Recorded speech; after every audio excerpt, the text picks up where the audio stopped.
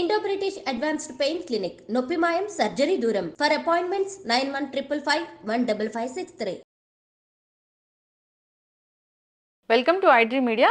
So జనరల్గా diabetes అండి, ఇంట్లో ఇద్దరుంటే ఒకరికి డయాబెటీస్ అనేది ఉంటూ ఉంది. అయితే ఇది చలికాలం, ఈ సీజన్లో ఈ డయాబెటీస్ అనేది ఎక్కువ అవుతూ ఉంటుంది, షుగర్ లెవెల్స్ అనేవి ఎక్కువ అవుతూ ఉంటాయని చెప్తూ ఉంటారు. నిజమేనా ఇది? అయితే జనరల్గానే నైట్ ఈ షుగర్ లెవెల్స్ ఫ్లక్చుయేట్ అవుతూ ఉంటాయి. సో తీసుకునే ఆహారంలో జాగ్రత్తలు తీసుకోవాలి, డిన్నర్లో చాలా జాగ్రత్తలు తీసుకోవాలని చెప్తూ ఉంటారు. దీనిలో వాస్తవం ఎంత, పూర్తి వివరాలు తెలుసుకుందాం. ఈరోజు మనతో పాటు ఉన్నారు ప్రముఖ internal medicine specialist doctor Rajesh Chukkala గారు. డాక్టర్ గారు నమస్తే. నమస్తే. డాక్టర్ గారు, ఎన్నో ఇంట్రెస్ట్ చేశాను మిమ్మల్ని ఈ షుగర్ గురించి. అయితే ఈ చలికాలము అంటే సీజన్కి షుగర్ లెవెల్స్ అనేవి మారుతూ ఉంటాయా?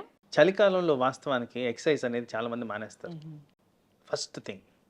సో ఎక్సర్సైజ్ మానేసినప్పుడు వీళ్ళు చేసే పని ఏంటి? ఎక్కువసేపు పడుకోవడం. సో ఇండైరెక్ట్గా యాక్టివిటీ అనేది తగ్గిపోయింది.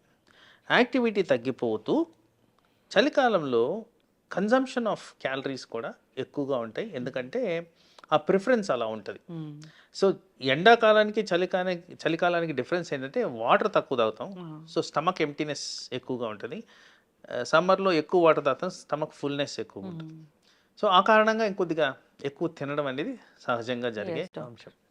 సో ఈ కారణంగా షుగర్ అనేది ఎఫెక్ట్ అవుతుంది. ఓకే, జనరల్గా ఈ ఈ లెవెల్స్ ఉంటే ఇది నార్మల్ షుగరు అనడానికి ఏముంది డాక్టర్ గారు? ఎట్లా మనం చెప్తాము?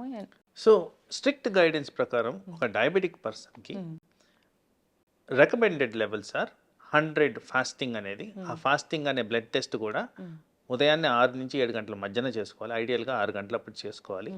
తర్వాత ఆహారం తినిన తర్వాత 2 అవర్స్కి, ఆ ఫుడ్ తినిన తర్వాత 2 అవర్స్కి అరౌండ్ 160, 10± ఉంటే ఇది correct amount of sugar management. అయితే నేను జనరల్గా ఒక ఇలాంటి సెంటర్కి వెళ్ళినప్పుడు ఇంటర్వ్యూ కోసం వెళ్ళాను డాక్టర్ గారు. అక్కడ డాక్టర్ అడుగుతూ ఉన్నారు ఏంటంటే పేషెంట్ని, షుగర్ లెవెల్స్ ఎక్కువ వచ్చాయి, రాత్రి ఏం తిన్నావు అని. అంటే రాత్రి ఏం తిన్నది ఫాస్టింగ్ బ్లడ్ షుగర్ మీద చూపిస్తుందా ప్రభావం? సాధారణంగా ఇప్పుడున్న లైఫ్ స్టైల్స్లో వెస్టర్నైజేషన్ అనేది ఎక్కువగా కనిపిస్తుంది. సో ఆల్మోస్ట్ ఎవ్రీబడి కొద్దిగా లేట్గా పడుకుంటున్నారు. ఎవ్రీవన్, ఒకరని చెప్పడానికి లేదు, అందరూ కూడా లేట్గా పడుకుంటున్నారు. సో లేట్గా పడుకునే ప్రక్రియలో మనం చేసేది ఏంటంటే లేట్గా భోజనాలు తినడం కూడా. అండ్ లేట్గా భోజనం తినడమే కాకుండా కొద్దిగా high calorie food or consumption of calories కూడా ఎక్కువగా రాత్రులే. ఇప్పుడు ఎవరైనా డే టు డే యాక్టివిటీస్ తీసుకుంటే, ఎవరైతే కాన్షియస్గా లేరో పొద్దున మధ్యాహ్నం కన్నా రాత్రులు కాస్త ఫుడ్ కన్జంప్షన్ ఎక్కువగా ఉంటుంది. సో ఇవే కాకుండా మనం ఇదివరకు అనుకున్నట్టు మానసిక ఒత్తిడులు అనేవి పెరుగుతూ వస్తున్నాయి. ప్రతి ఒక్కరికి స్ట్రెస్ అనేది ఎక్కువ ఉంటుంది, నిద్ర అనేది లోపిస్తుంది. సో నేను చెప్పదలుచుకుంది, డయాబెటీస్ అనేది ఒక హార్మోన్ ద్వారా రెగ్యులేట్ అయ్యే కండిషన్. ఇంత చేంజెస్ వచ్చినప్పుడు ఈ హార్మోనల్ ఇంబ్యాలెన్స్ కూడా తప్పుదోవ పడుతుంది. ఆ కారణంగా ఈ ఫాస్టింగ్ షుగర్ అనేది ఫ్రీక్వెంట్గా ఎక్కువగా కనిపిస్తుంది.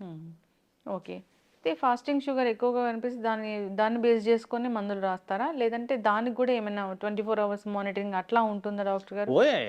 ఇప్పుడు డివైజెస్ అనేవి చాలా వచ్చున్నాయి. ఇప్పుడు కంటిన్యూస్ బ్లడ్ షుగర్ మానిటరింగ్ అనేది చాలా కామన్గా వాడుతున్నాం. దీన్ని CGM అంటాం. ఈ CGM అనేది ఇప్పుడున్న అవైలబుల్ డివైజెస్లో కనీసం 14 రోజుల వరకు కంటిన్యూస్గా మానిటర్ చేసే విధంగా ఉంటుంది. ఏ టైంలో ఎక్కువ అవుతుంది, ఏ టైంలో తక్కువ అవుతుంది, అన్ని డేటా చూపించేస్తూ మీకు అలారమ్స్ ఇస్తూ కూడా ఇది ఫంక్షనింగ్ అనేది జరుగుతుంది.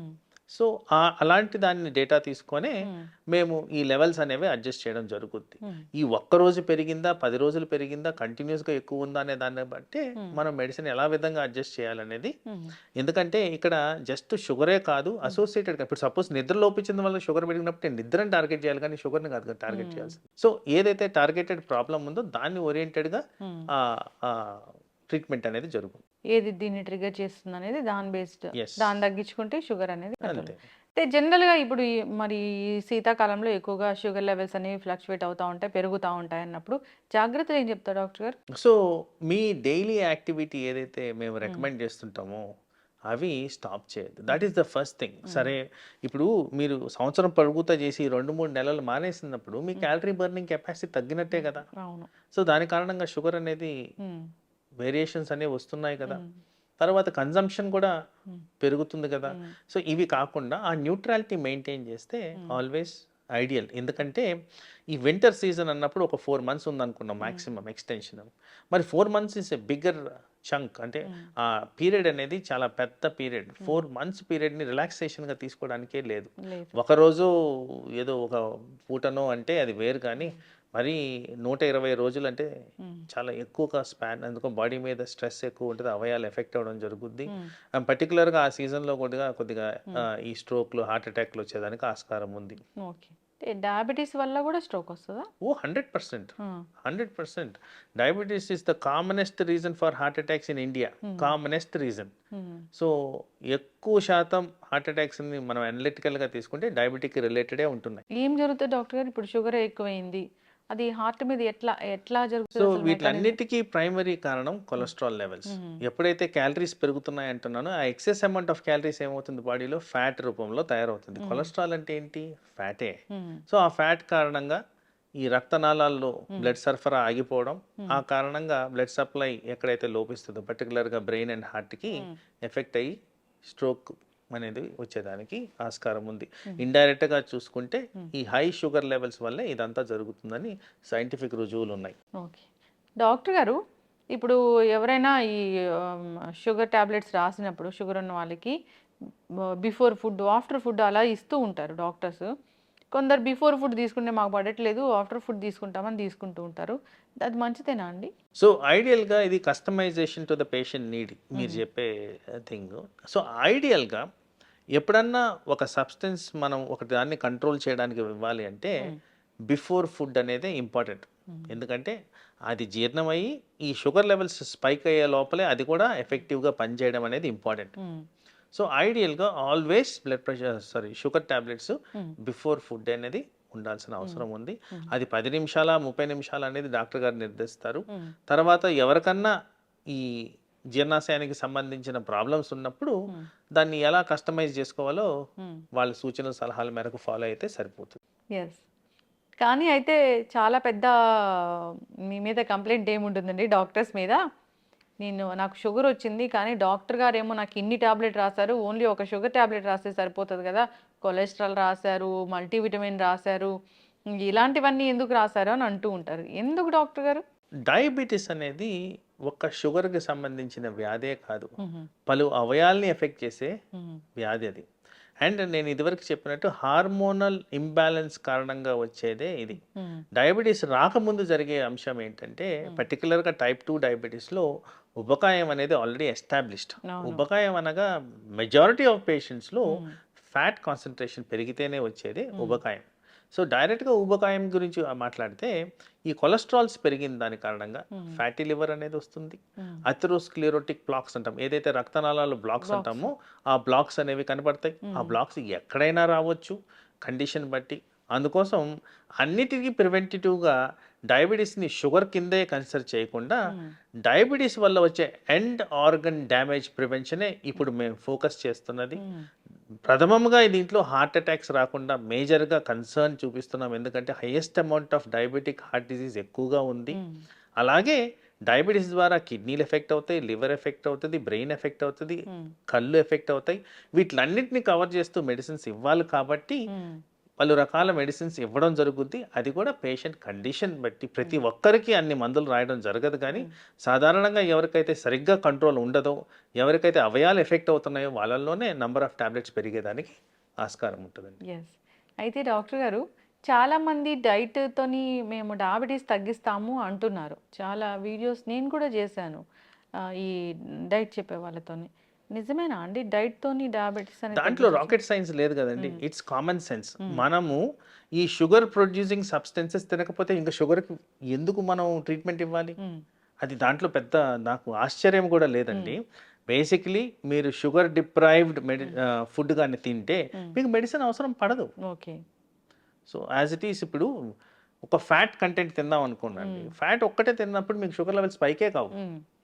ఎక్కడైతే కార్బోహైడ్రేట్ కాన్సన్ట్రేషన్ పెరుగుతుందో అక్కడే మనకి షుగర్ లెవెల్స్ స్పైక్ అవుతున్నాయి. ఈ డైట్ అనేది సాధారణంగా మన అందరం కూడా రైస్ తింటాం. రైస్ కారణంగా షుగర్ స్పైక్ అవుతుందని ఎస్టాబ్లిష్డ్ ఫ్యాక్ట్. అవును. దీంట్లో కూడా చాలా వ్యత్యాసం ఉందండి. ఈ సోనా మసూరికి బాస్మతి రైస్కి కూడా చాలా తేడా ఉంది. సో ప్రతి రైస్లోనూ షుగర్ లెవెల్స్ పెంచే తత్వం ఉంది. రైసే కాదు, ప్రతి సబ్స్టెన్స్ లైక్ చపాతి, వీట్, ప్రతి దాంట్లో ఉంది ఆ తత్వం.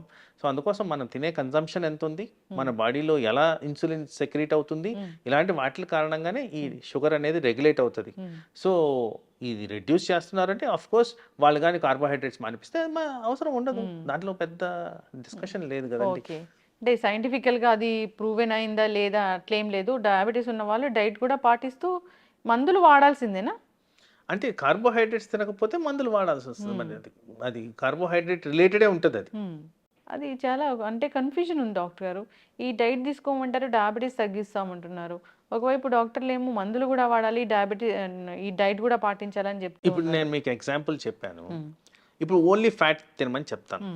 ఓన్లీ ఫ్యాట్ తినమంటే దానికి వచ్చే అనర్థాలు నేను మిమ్మల్ని అడుగుతాను. ఇప్పుడు మీరు చెప్పండి, ఒక కామన్ పర్సన్ లాగా ఎక్కువగా ఫ్యాట్ తింటే ఏమవుతుందండి బాడీలో? యూరిక్ యాసిడ్ లెవెల్స్ పెరుగుతాయి. యూరిక్ యాసిడ్ వల్ల కిడ్నీలు డ్యామేజ్ అవుతాయి, కొలెస్ట్రాల్ పెరుగుద్ది. కొలెస్ట్రాల్ కారణంగా మన బాడీలో అవయాలన్నీ దెబ్బతింటాయి. మరి ఇవన్నీ ఎఫెక్ట్ అవుతున్నప్పుడు మరి వాటిని ఎవరు మానిటర్ చేయాలి? సో బ్యాలెన్స్డ్ ఫుడ్ అనేది ఇంపార్టెంట్. సో ఎప్పుడో ఎస్టాబ్లిష్ అయిన ఆల్గోరిథం ఏంటంటే balanced food, adequate amount of nutrients, adequate amount of carbohydrate, adequate amount of fat and protein అన్నీ కలిపి ఉన్నవే అది బ్యాలెన్స్ డైట్. అయితే కస్టమైజేషన్ మన కంట్రీలో ఎక్కడ జరుగుతుందంటే కార్బోహైడ్రేట్ మనకి బాడీకి సూట్ కావట్లేదు. ఎందుకంటే ఏషియన్ సబ్సెట్ ఆఫ్ పాపులేషన్లో ఒక టైప్ ఆఫ్ జెనెటిక్ పాపులేషన్ ఉంది, దీంట్లో షుగర్కి సెన్సిటివిటీ ఎక్కువగా ఉంటుంది, వీళ్ళలో డయాబెటీస్ ఎక్కువగా వస్తుందని ఎస్టాబ్లిష్డ్ ఫ్యాక్ట్. ఇప్పుడు ఈ పర్సన్ వెళ్ళి మెడిటేరియన్ డైట్ కానీ తింటే, మెడిటేరియన్ డైట్స్ అంటే fibre, natural fruits, vegetables and nuts ఉన్నది తింటే మీకు డయాబెటీస్ అనేది డెఫినెట్లీ అదుపులోకి వస్తుంది. సో ఇవి మీరు కన్సిడర్ చేసుకుంటే దీంట్లో ఎక్కడ మీకు కార్బోహైడ్రేట్ సోర్స్ ఉందండి? ద మేజర్ కెలామిటీ మన దగ్గర జరిగేది consumption of rice in highest amounts. అది తగ్గించుకుంటే మనకి డెఫినెట్గా షుగర్ కంట్రోల్కి వచ్చేస్తుంది. ఇన్ని నెంబర్ ఆఫ్ టాబ్లెట్స్ కూడా అవసరం పడదండి.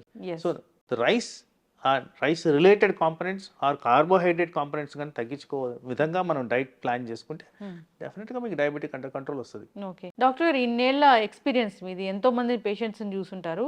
ఇప్పటి వరకు జనరల్గా ఈ చూసిన వాళ్ళలో ఎవరికైనా పూర్తి స్థాయిలో మందులు మాన్పించాము, షుగర్ అనేది రివర్స్ అయిపోయింది అనేది ఉందా? జనరల్గా చెప్తారు ఏంటంటే షుగర్ వచ్చిందంటే జీవితాంతం మందులు వాడాల్సిందే అంటారు. రివర్స్ అయ్యాయండి ఎవరికన్నా? సో ఇక్కడ చాలా ఇంపార్టెంట్ క్రిటికల్ క్వశ్చన్ మీరు అడిగింది, చాలా ప్రాక్టికాలిటీ ఉన్న క్వశ్చన్. సో ఇక్కడ చాలా మందికి అర్థం కావాల్సింది ఏంటంటే diabetes is a progressive condition. ఒక్కసారి డయాబెటీస్ డిటెక్ట్ అవుతుందంటే ఆ ఇన్సులిన్ ప్రొడక్షన్ అనేది బాడీలో 50% తగ్గిపోయిన తర్వాతే ఇది వస్తుంది. సో ఆ ప్యాంక్రియాటిక్ గ్లాండ్లో డ్యామేజ్ జరిగి లెస్ అమౌంట్ ఆఫ్ ఇన్సులిన్ కారణంగా ఇది ఎఫెక్ట్ జరుగుద్ది. రెండో విధమైన ప్రాబ్లం ఏంటంటే ఉబకాయం కారణంగా ఆ రిక్వైర్మెంట్ ఆఫ్ ఇన్సులిన్ లోపించి దానివల్ల కూడా మనకి షుగర్ లెవెల్స్ ఆల్టరేషన్స్ వస్తాయి. సో వీటిల్ని రివర్స్ చేయగలిగితే అంటే ప్యాంక్రియాటిక్ డ్యామేజ్ని రివర్స్ చేయలేం, బట్ ఉబకాయాన్ని రివర్స్ చేయొచ్చు. ఎవరికైతే రివర్స్ చేయగలుగుతానో వాళ్ళలో టెంపరీగా రిక్వైర్మెంట్ ఆఫ్ మెడిసిన్ అనేది ఉండదు. ఎందుకు టెంపరీ అంటున్నానంటే ఏదైతే ప్యాంక్రియాటిక్ డ్యామేజ్ జరిగి 50% ఆఫ్ ఇన్సులిన్ లాస్ అయిందో అది న్యాచురల్గానే తగ్గుతూ వస్తుంది. Over a period of 20 years కంప్లీట్గా ఇన్సులిన్ అనేది డిసపేర్ అయిపోద్ది. Variable from person to person. కంప్లీట్గా డిసపేర్ అయినప్పుడు కంపల్సరీ మనం మెడిసిన్ అనేది ఇవ్వాల్సిన పరిస్థితి. కంప్లీట్గా జీరో అయిన insulin levels in the body అంటే మనం బయట నుంచి ఇవ్వాల్సిన అవసరం. ఎస్, ఖచ్చితంగా డాక్టర్ గారు. షుగర్ గురించి ఇంకా చాలా క్వశ్చన్సే ఉన్నాయి. సో మనం ఈ సిరీస్ అనేది కంటిన్యూ చేద్దాము. షుగర్ గురించి ఏదైనా ఇబ్బంది పడుతున్న వాళ్ళు, టాబ్లెట్స్ గురించి కావచ్చు, ఇంకా ఏదైనా డౌట్స్ ఉంటే ఒకసారి మిమ్మల్ని కాంటాక్ట్ చేయాలని కోరుకుందామండి. చాలా చక్కటి ఇన్ఫర్మేషన్. ధన్యవాదాలు. నమస్తే.